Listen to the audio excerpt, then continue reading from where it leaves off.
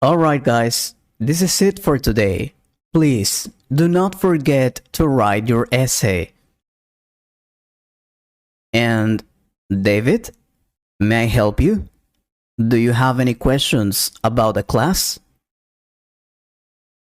Hi teacher, yeah, I was wondering if maybe you can help me with something. Sure, just tell me.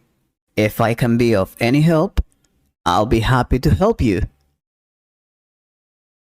What happens is that I asked my English teacher for help, but he told me he doesn't have time. And I want you to help me with that. I'm having trouble learning English. I see. But I'm your literature teacher. Your English teacher is supposed to. Yes, I know. But as I was telling you, he doesn't have time, and I know you speak it.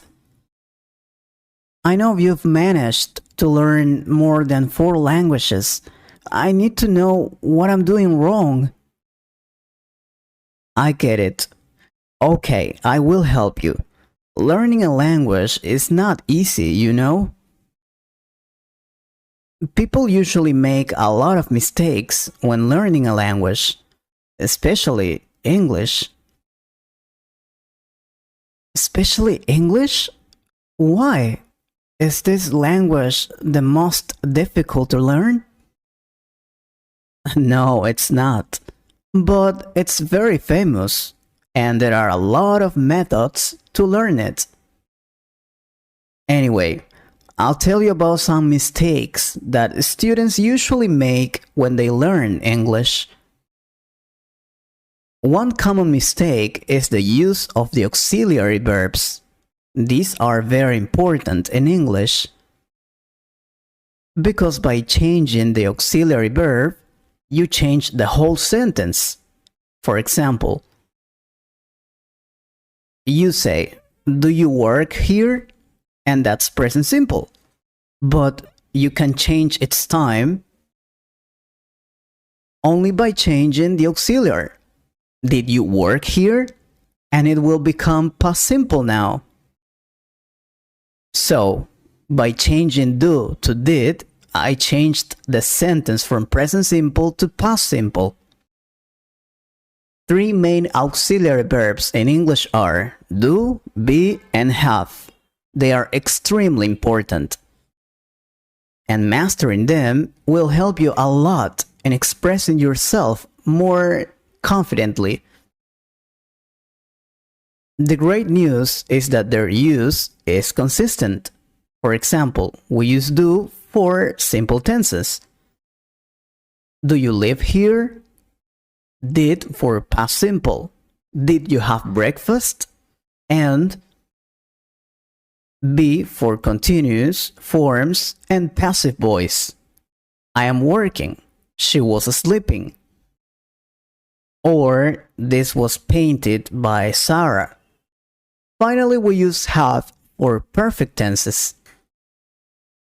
Like, they have been married for 10 years, or we had seen that film before. Of course, there are more auxiliaries, but these here are the most important. Remember that. Another common mistake is when using the wrong preposition. That's very common. The English language contains a whopping 150 prepositions, or even more by some estimates. So it's no surprise that learners often use the wrong one. That's understandable. Prepositions with overlapping meanings or different uses, such as in, at, and on, are the ones that are most often used incorrectly. The best way to learn how to use them is by using them in real life. Listen to real life conversations and get used to it. Memorizing the rules is good, but it doesn't work for everyone. because it's difficult. And there are a lot of exceptions from these rules, so listen, repeat, and use it in real life. Another common mistake students usually make is mixing up closely related adjectives. English has many adjectives that are similar in both meaning and form. I'm sure you know that. They're very common, such as bored or boring, or interested, interesting. Given that these pairs vary by only a couple of letters, it's easy to accidentally use the wrong one. How to use them properly?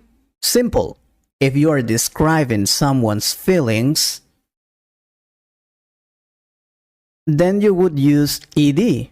For example, I'm bored. Martha was excited. And if you're describing the characteristic of the event, then you would use ing. For example, this book is interesting, or that concert we went was amazing. If you memorize this rule, then it will be easy for you to know how to use these adjectives. Oh, another mistake is forgetting about gender-specific pronouns.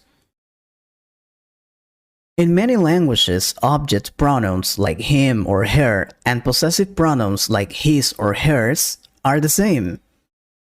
For example, in Spanish, his book and her book are both translated as su libro.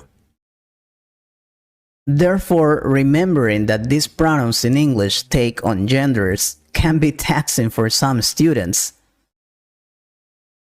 Often, learners will use the masculine form, which is typically taught as the default form. So the only thing here to tell you is be careful when using object pronouns and possessive pronouns. Another typical mistake is, the word order in questions. Asking questions and giving answers are the basics of a great conversation in any language.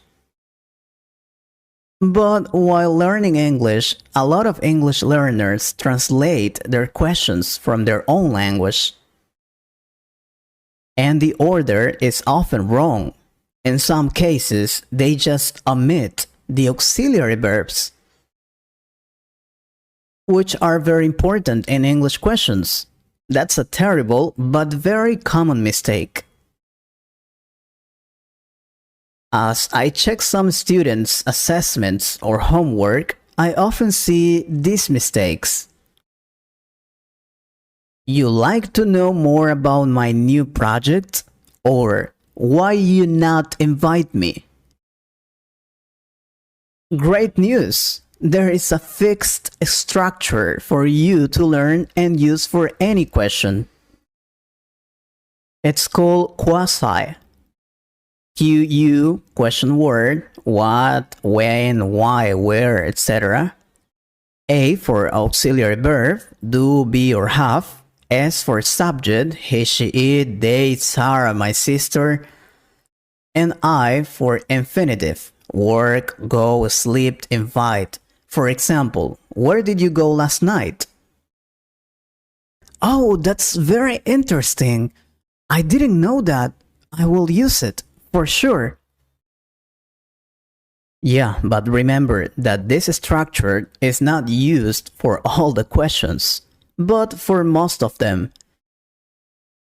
Well, David, I think I helped you a lot, and now I have to go to another class. Is that okay? No, please. These common mistakes and tips are awesome. Just one more, please. Alright, the last one. Let me see. Oh, I know. Present perfect or past simple. Another very often mistake is understanding when to use present perfect and when to use past simple.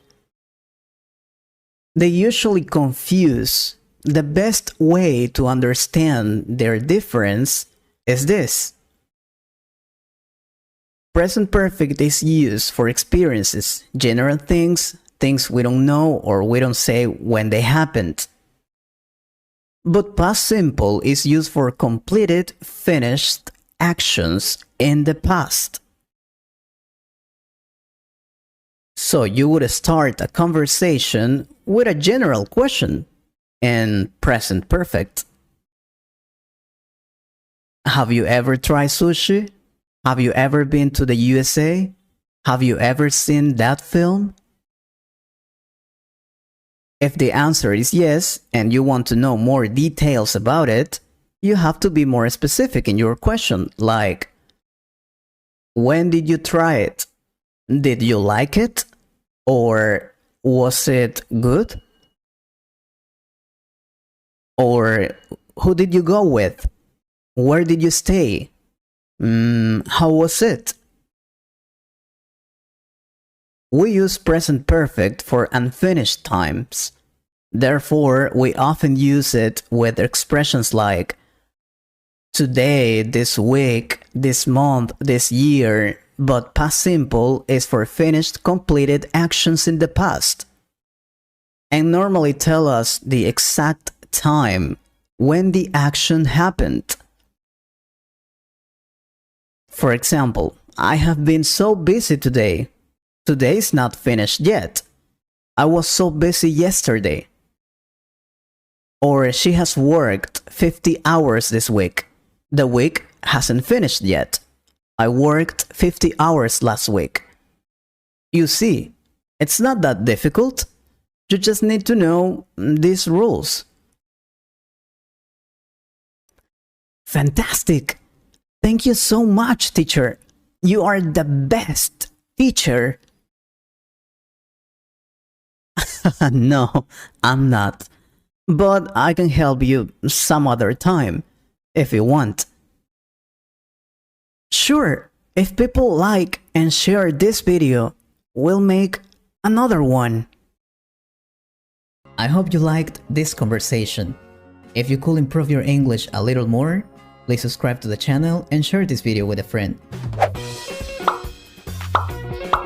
Did you like the video? We have so many more! Subscribe by clicking on the seal. And if you want to keep watching more videos, click on the boxes.